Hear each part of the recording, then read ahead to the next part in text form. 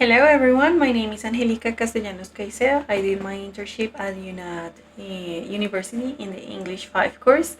With Group A and B, I made up for students between 19 and 25 years old from different cities in Colombia. The title of my research is Grammar and Communication Topics. So I made a general objective that is analyze the English language teaching learning process in the UNAD in the English 5 course through the design, application, and reflection on didactic and research strategies that promote the students' communicative and linguistic development. Um, for the intervention scenario was virtual, and I used Teams to make video calls every day with them.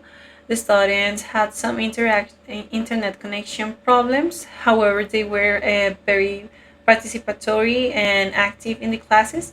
The problem that I identify was in the internet connection, and that is why I designed extracurricular activities that could be sent at any time of the day to be graded based on the topics that they already seen in the class. Some theoretical foundation. The foundation was based on authors such as David Ausubel, the theory of meaningful learning, and in studies that show that Ausubel demonstrated that learning occurs more deeply when new knowledge is related to students' previous knowledge. Humo's quote phrase is, "The most important factor influencing learning is what the student already knows. Find this out and they teach accordingly." This theoretical basis allow me to justify the selection of a methodology based on meaningful learning and teaching reflection, especially in relation to meaningful teaching, active learning, and cultural relevance. Then we have the methodology and activities carried out. The approach was qualitative. The practice methodology was the implementation of prior knowledge, a photographic records of the class. I designed and applied grammar activities to collect evidence. I use photos and record classes. The instrument allow increased participation in improvements in understanding and effective communication. So I'm going to share my screen for a while, and I'm going to show you my evidence and also all the planification that I made through the practices experience that I have. Okay, that I had. Okay, so here I have the format of the evidence of the classes. So I just put the link of every record of the classes that I gave, so you can just do click on there. Give me a second, and it's gonna open. Give me a second, please.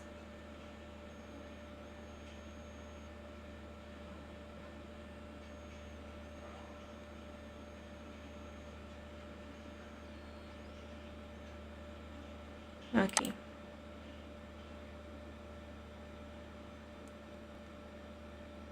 So here is So the sorry for class. that. I just closed the wrong window. Um, Sorry, I'm going to share with you again a screen. So give me a second, please. So you can just do click in every link that you find here. In just one point of the practices experience, my drive was full of videos that I record from my practices experience.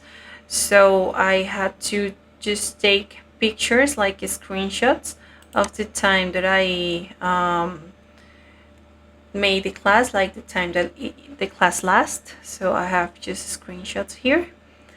And also you can find here another evidence for more, where are the dates, time, and a screenshot of the classes.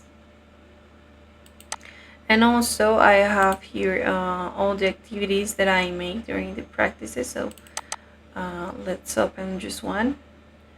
And okay, there are the topics, what we are going to do, some games, some activities, some listening activity, and some videos, etc.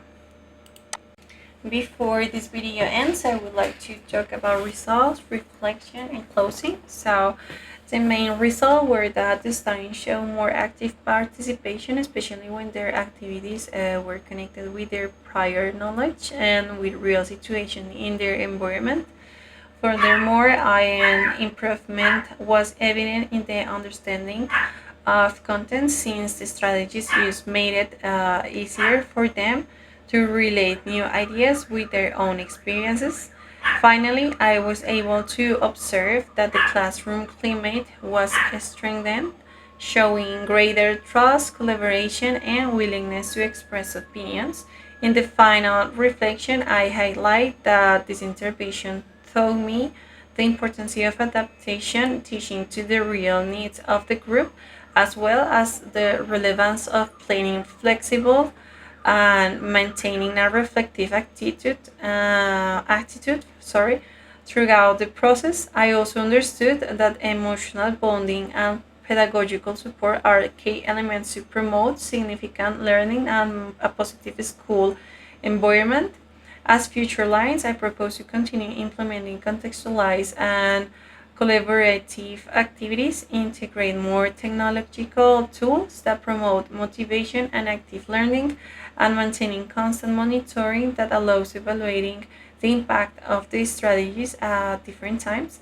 Furthermore, I consider it's necessary to continue strengthening my pedagogical and research training to continuously improve my teaching practice. Thank you very much for your attention. Have a nice day. Goodbye.